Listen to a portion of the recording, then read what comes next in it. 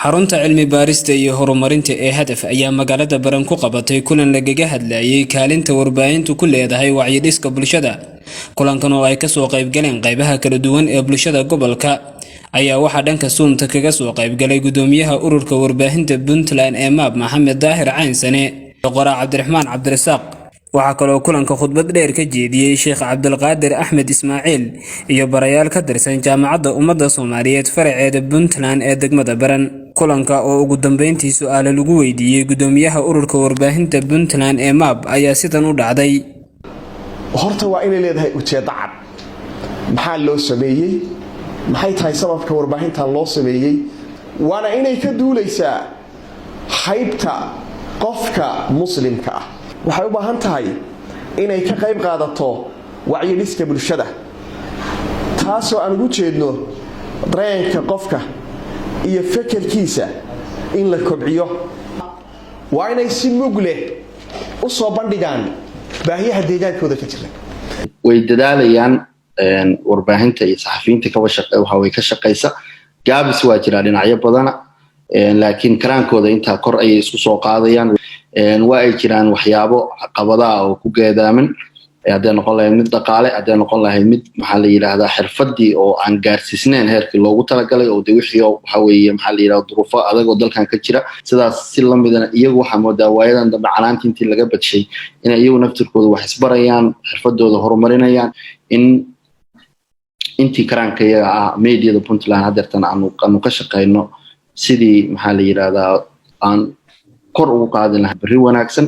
saxaafad maxaa la yiraahdaa kaalinteedii si buuxda uga qayb qaadanaysa, la xisaabtamaysa maamulka, dadka matalaysa, aragtiyadii kala duwaneed maxaa la yiraahdaa bulshada soo gudbinaysa, isla markaasna sare u qaadaysa wacyiga iyo aqoonta iyo garaadka bulshada.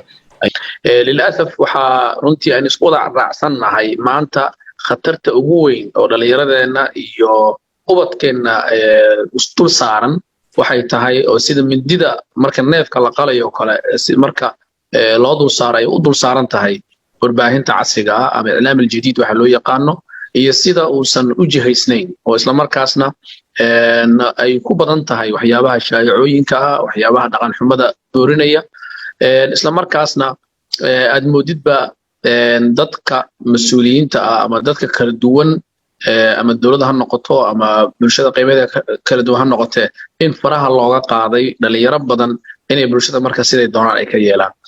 maxaa kaaga qorshaysan in la helo wariye soo tabin kara waxa weeye ama tabin kara barnaamij dhaqaale wax ka soo tabin kara, barnaamij waxa weeye crimes ama dambiye dhac wax ka soo tabin kara, maxkamadaha wax ka soo inta badan wariyaashana waxa laga yaabaa inaysan ba wax specific topic ee soo hadalka laakiin wax walba ama waxay doonaan waxa weeye ka hadlaan.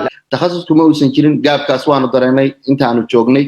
waliba waxaanu bilownay sanadkii la soo dhaafay 2020 waxaan ka bilownay in la helo wariye yaqaana aqoon u leh baarlamanka iyo ma yaduur fi aruqatil baarlaman. maxay tahay sababta albaabada la idinka xiranayo? hadiise ay jidho xeer baa noo sheegtay in lagu xalinayo oo jiro xeer ahaysaan oo dadka baraysaan wasaaradda horgeenaysaan. hadduu xeer jiro sababta looga wareegayo xeerka loo qaadan waayay oo hadda isbedel ku imanayo muxuu yahay? waxa keenaysana waxa weeye sharci ka qabtaana jiro qofkaasna ku khasba maxaa la yiraahdaa in uu sheego. xeerkan aan leeyahay waan raadinaynaa oo xeerkan waa u jiraa oo maxaa la xeerka warbaahinta qaybtan kamid ah. waa waxaas waan rabnaa inaanu sameeyno qofka wax ku khasbaya inuusan ka xafiis public ah uu joogaa, xafiis dadweyne uu joogaa, dadweyne uu adeega xogtan isaguna ma lahan gurigiisana la aadi maayo.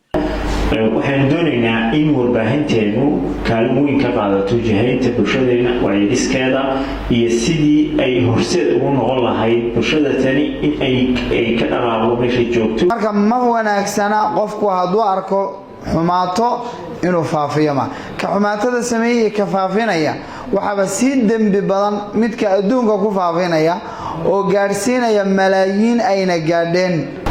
bulshada Soomaalidu waxay tiraahdaa hadalna meel dhow ku dhacaa, dhawaaqna meel dheer ku dhacaa. waxa bulshada u gudbinaysaa inay wax waxtar leh oo maxay ahaytoy dadka anfacaya. sidoo kale waxaa jira wariyaal soo bandhigaya dadka baahiyahooda, dadka danyarta ah ee baahiyaha gaarka qaba inay kaalmaha buuxiyaan baldooniya wariyaasha iyo warbaahintu. waqti adag baa lagu jiraa oo kaliil ah roob la'aan ah biyo la'aan ah baad la'aan ah inay soo tabiyaan xaaladaha kala duwan ee ka jira gobolka iyo dalka si markaas dadkaasi mataqaanaa ay u helaan gurmad. Yaxya Axmed Maxamed, Yaxya Faanfaan, wararka warbaahinta Sahal Cable, Baran.